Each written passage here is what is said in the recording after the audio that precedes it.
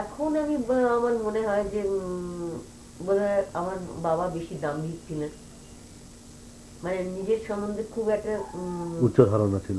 অবশ্যই সমাজে তখন এরকম ছিল হ্যাঁ। যে মেয়ে মানুষের দাম দেওয়াটা বোধহয় পুলিশের গায়ে লাগতো কিছু এরকম, কেননা মুখে কিছু বলতেন না। আচ্ছা। মুখে কিছু না বলেও দুজনের মধ্যে এমনি সম্পর্ক তো খুবই ভালো ছিল। হ্যাঁ। বাপ আমার মা তো ভগবানের মতো পুজো করতেন দাদুকে? দাদুকে। আচ্ছা, তাই? হ্যাঁ, আচ্ছা। তো মানে পায়ের শব্দ শুনে মা খাবার না রাখলে হ্যাঁ। বাবা উম, মানে বাজার করতে বেরিয়ে গেলেন, চলে গেলেন। আচ্ছা আচ্ছা। মানে এতটা অ্যাটেনশন চাইতেন, আর সেই অ্যাটেনশনটা আমার মা দিয়ে গেছে। আচ্ছা আচ্ছা। মানে এত লোকের করার পরে তারপরে বাবার যে সেবা করার যেটা হ্যাঁ হ্যাঁ। একেবারে সেবার প্রতিমূর্তি বলা চলে মাকে। আচ্ছা আচ্ছা আচ্ছা। তবে তার একটা এখন বড় হয়েছি তো, এখন বয়স হয়ে গেছে, এখন মনে হয় যে প্রতিদানে কিছু বোধহয় মাপ পেলাম না। মায়ের যে এতটা অবদান ছিল। আর তোমাদের আক্ষেপ হয় যে তোমরা কিছু করতে পারলে না? না, আমরা কিছু করতে পারলাম না। আমার মনে হয় এখন মনে হয় যে বাবার কিছু দেওয়া উচিত ছিল মায়ের। মা যে এত, হয়তো মনে মনে বাবা নিশ্চয়ই উপলব্ধি করতেন যে এতটা গুণ। আমার মা একবার থার্ড হয়েছিলেন বলে আমার দাদু পড়ানো ছেড়ে দিয়েছিলেন সে বছর। পরের বছর নিজে পড়ে আবার ফার্স্ট হয়েছিলেন। বাবা মা ভীষণই ভালো স্টুডেন্ট ছিলেন। আর বলছি যে অনেকবার প্রাইজ পেয়েছেন।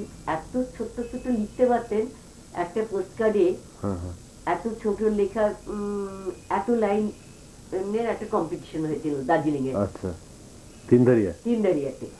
তো তাতে মা প্রাইজ পেয়েছিল। আচ্ছা আচ্ছা। খুব সুন্দর ছোট্ট ছোট্ট হাতের লেখা ছিল।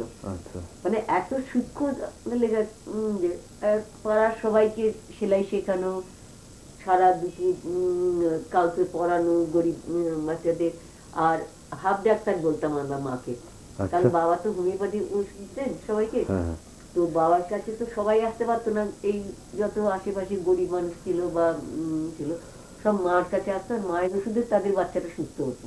আচ্ছা আচ্ছা আচ্ছা। তো মায়ের উপর তাদের এত বিশ্বাস ছিল। আর হোমিওপ্যাথি বাক্সটা খালি হতো ওটা প্রত্যেক সপ্তাহে আমাদের। মায়ের কাছে এত সারা দুপুর মা সবাইকে সেলাই, অনেক গুণ ছিল। মানে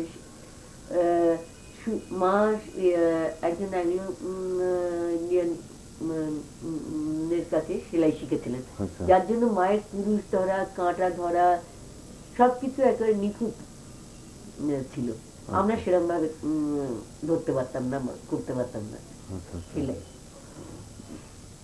মানে তো নকল মাকে তোমরা শুধু দেখে দিয়ে গেছে, মানে নিতে হয় কখনো জানতাম না। মানে একজোড়া শাড়িকে নিলে যেটা ভালো শাড়ি সেটা আমার পিসির জন্য পুজোতে যেত, কখনো সেই ভালো শাড়িটা মায়ের জন্য আনলেও মা নিত না। দুটোর মধ্যে যেটা ভালো সেটা পিসি। পুরো অবাক হয়ে যেত না কি করে একটা মানুষ এত বেশি সহনশীল। তখন তো বুঝিনি, পরে যখন দেখ যত বড় হলাম তত তো নিজের মানুষ সেলফিশ হয়ে যায়। তখন তো আমার মনে হলো না যে আমি কেন পাচ্ছি না, আমি কেন করছি না।